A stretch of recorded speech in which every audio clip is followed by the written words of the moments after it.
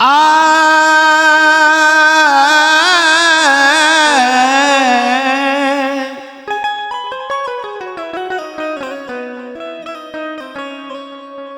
दुनिया में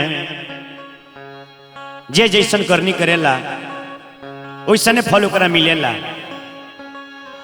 अच्छा करब तो अच्छा मिली, आज यदि रवा केहू के संगे बाउर करत तनी तो ओकर परिणाम भी अंततः बाउरे होई। इसे कवि महेश जी के एगो बड़ी सुंदर रचना हमरा सबके सुना रहल बानी, तनी अपन आशीर्वाद रो सबे देहब। जे जे फूल लगाई, जे जे फूल लगाई, उ कांटा कहाँ से पाई।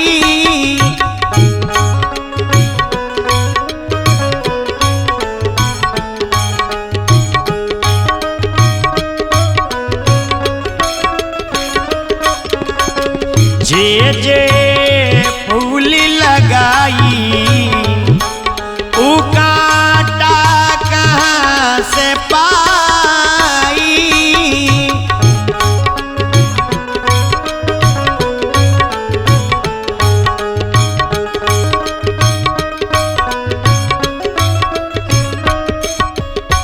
जे जे फूल लगाई, उ कांटा कहाँ से पाई।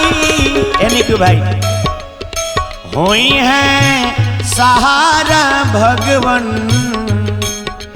होई है सहारा भगवन, तब का केहू अझुराई।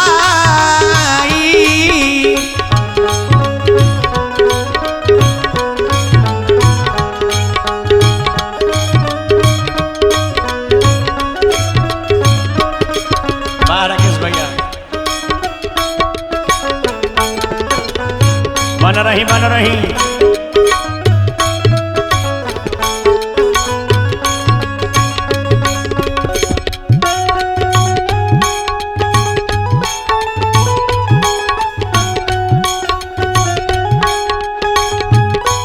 क्या बात है निकू भाई।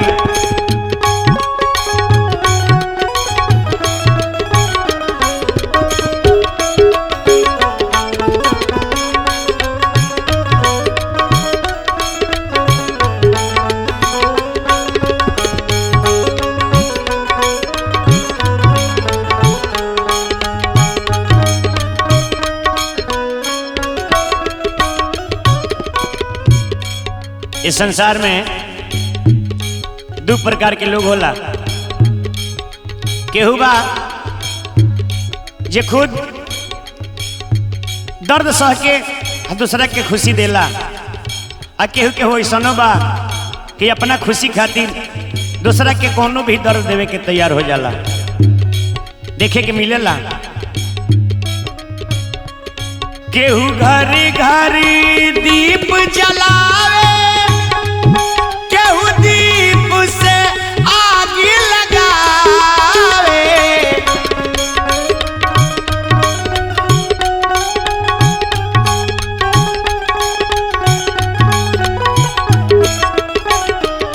केहू घरी घरी दीप जलावे, केहू दीप से आग लगावे। ए निकू भाई, लेकिन बाउर बाउरे होला। हम यदि दूसरा खातिर गड्ढा खोने तो जरूरी नहीं खे कि मैं पहले दूसरे गिरी, हो सकता कि मैं पहले हम ही गिर जाई। जे दूसरा खातिर खोनी गड्ढा, जे दूसरा खातिर खोनी गड्ढा, अरे उहे पहिले गिर जाई।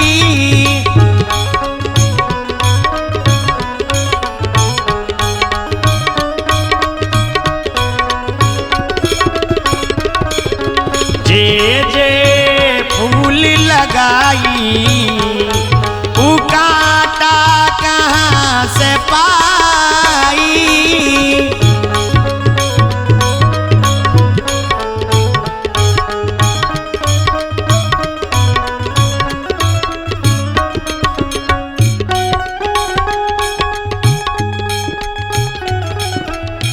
जय हो जय हो।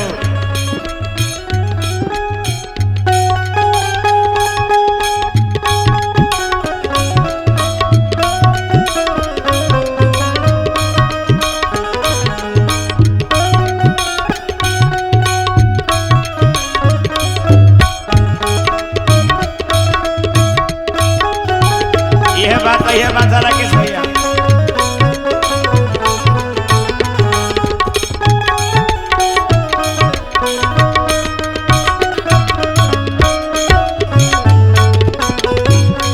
बना रही निकू भाई।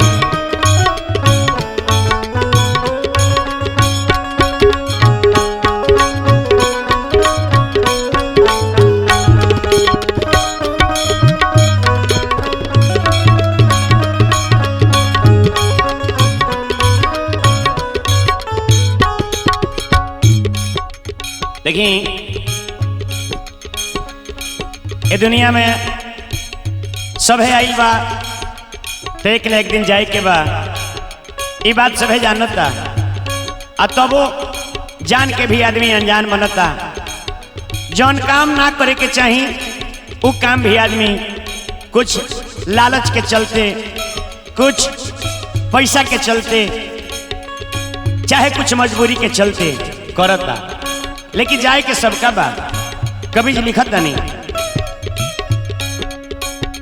देख रावण राम मुरारी सब गईले पारा पारी।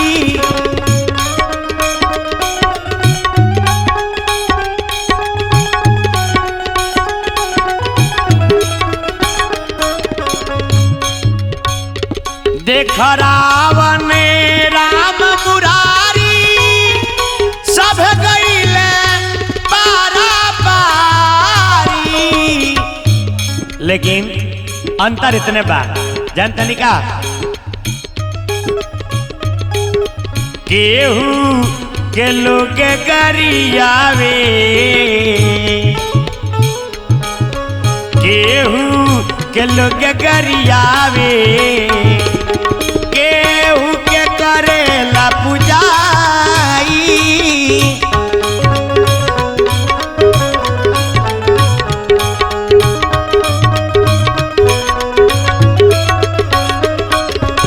जे जे फूल लगाई उ कांटा कहाँ से पाई।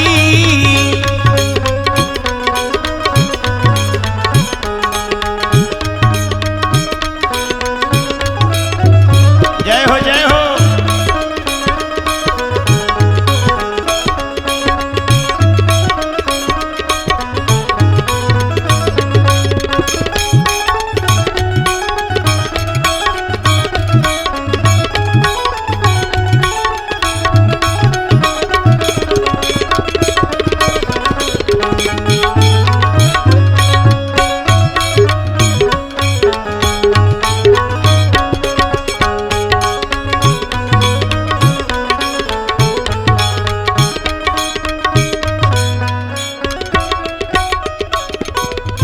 कुल मिला के अंत में यह निष्कर्ष निकलता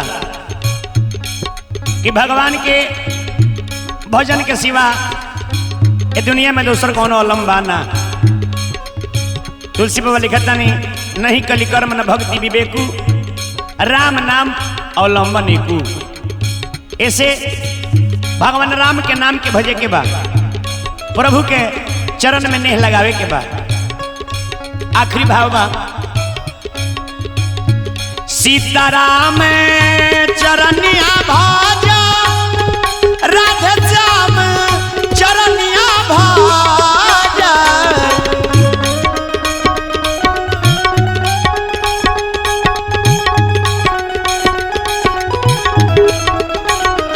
सीताराम चरनिया भाजा राधे श्याम चरनिया भाजा। ए निकू भाई महेशा चरनिया धाके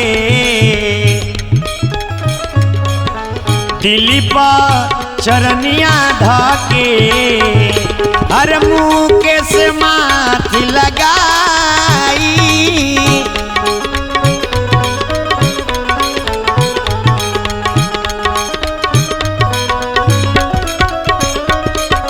जे जे फूल लगाई तू कांटा कहाँ से पाई।